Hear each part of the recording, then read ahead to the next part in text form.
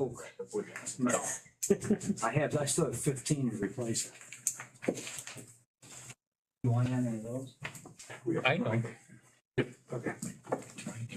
I will call the meeting to order for the Angola Common Council Monday, August 17th. May we have a roll call, please? Councilmember Coffey. Present. Councilmember Olson. Here. Councilmember Sharkey. Councilmember Dow. Here. Councilmember McNermott. Here. Request approval of the August 3rd minutes, please. So moved. And seconded. Motion is second, discussion.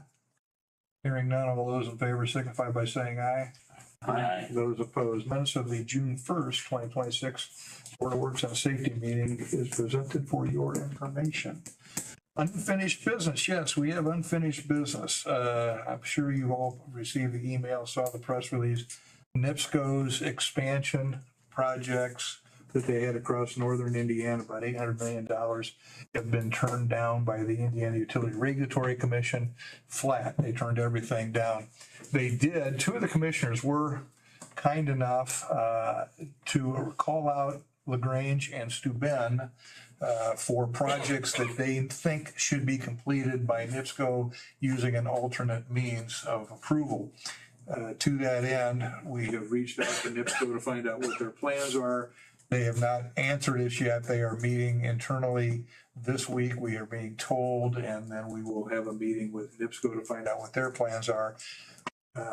Commissioner Howard and Isaac from the EDC and myself met with the Secretary of Energy electronically this last week to try to help her persuade NIPSCO to move forward with the projects here in Steuben County, LaGrange, and the city of Angola. Good conversation. When I met with her earlier this year, I did invite her to come over and spend some time with us. And I reiterated that invitation last week.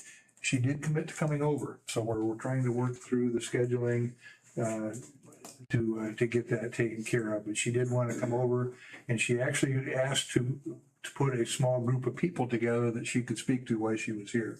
So we're working through those issues and get those scheduled.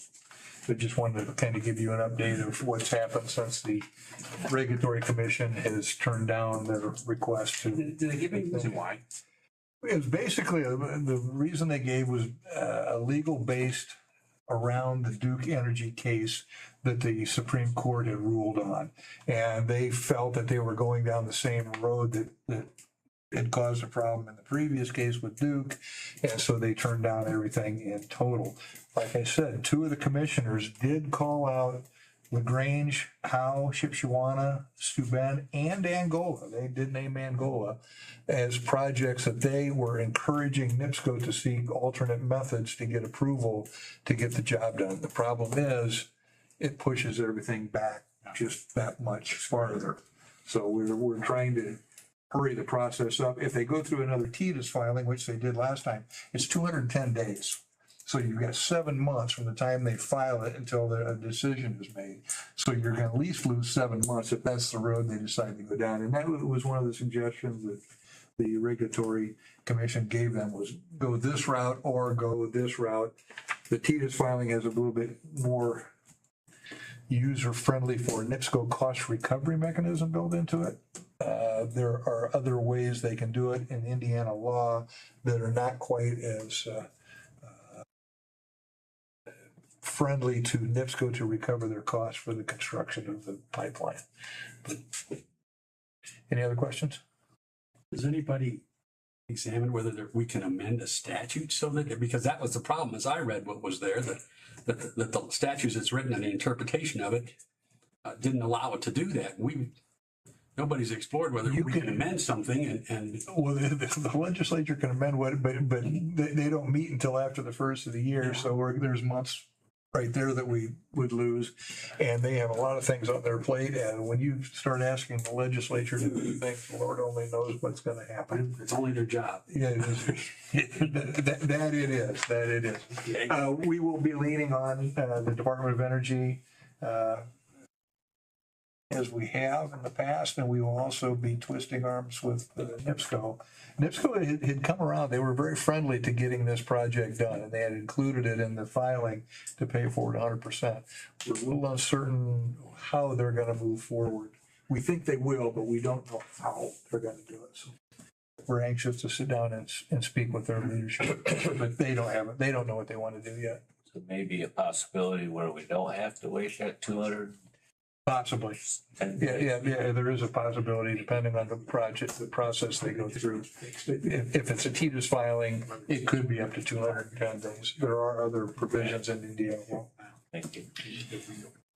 All right, new business ordinance number 1806, 2026, ordinance fixing the compensation of elected officials of the city of Angola, Indiana for the year 2027.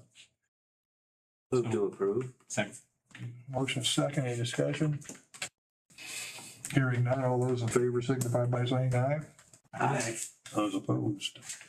Ordinance number 1807, 2026, an ordinance amending the Angola Municipal Code, Title 12, Streets, Sidewalks, and Public Places, Chapter 1225, Public Parks, first reading. I move to approve. Second. Motion second, any discussion?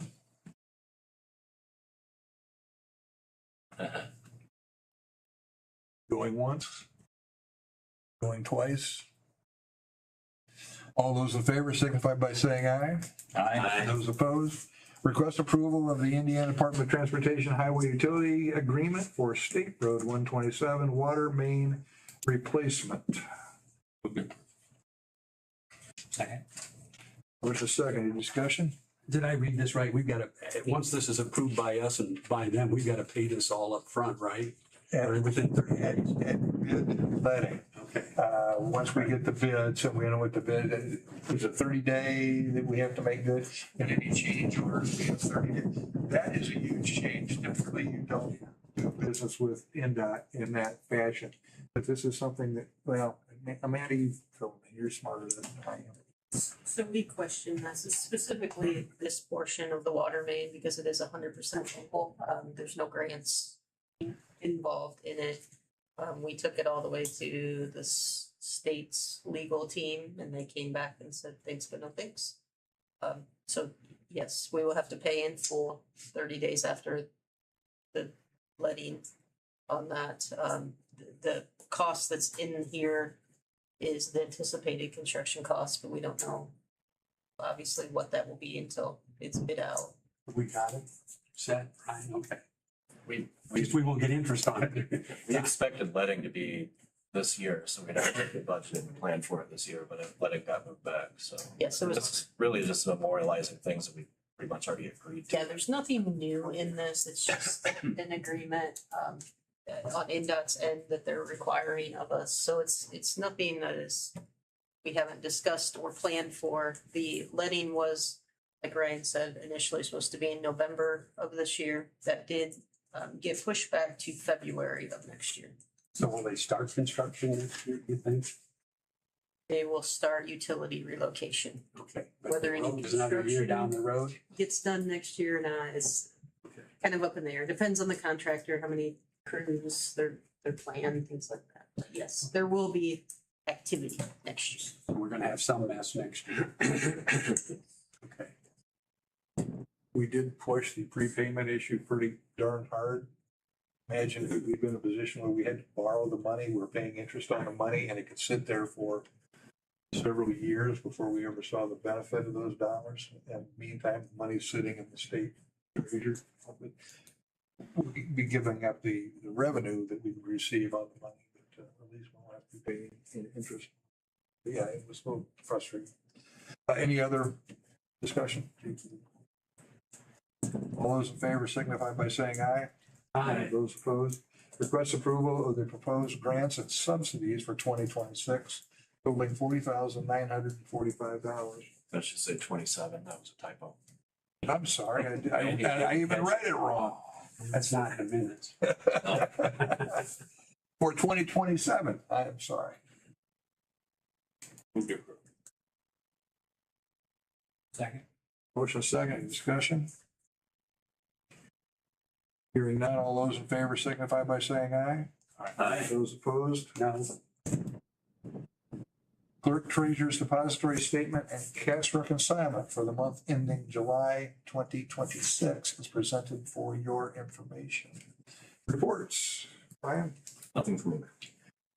Jim? I have no report. Rita? No report. Chad? No report. Sue? Matt? Amanda? Chief?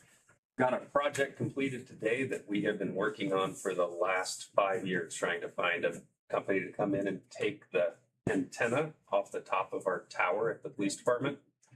When we had a tower study, that antenna on the top was providing a lot of issue for that tower, being the age of it that it was. So we actually had the 7th tree service come out with their big boom truck today and take care of it, which definitely saved the city and us a lot of money. So very nice of them. They did great work and they were quick at doing it.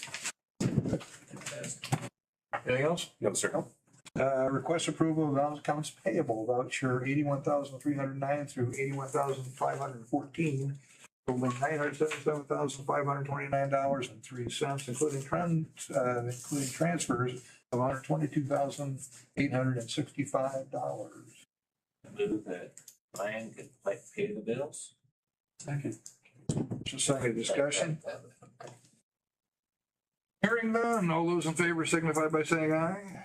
Aye. Those opposed, any other new business this evening? Mr. Mayor, I'd like to say that we had a Angola Investment Fund meeting today. We had a very productive meeting with one of our recipients. They are at the tail end of their obligation, but I'd like to let it be known to all that are watching or know of someone that we have funds available.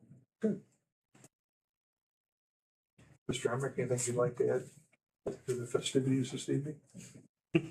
All right, hearing nothing else, we consider ourselves adjourned. The next council meeting will be Tuesday, September 8th.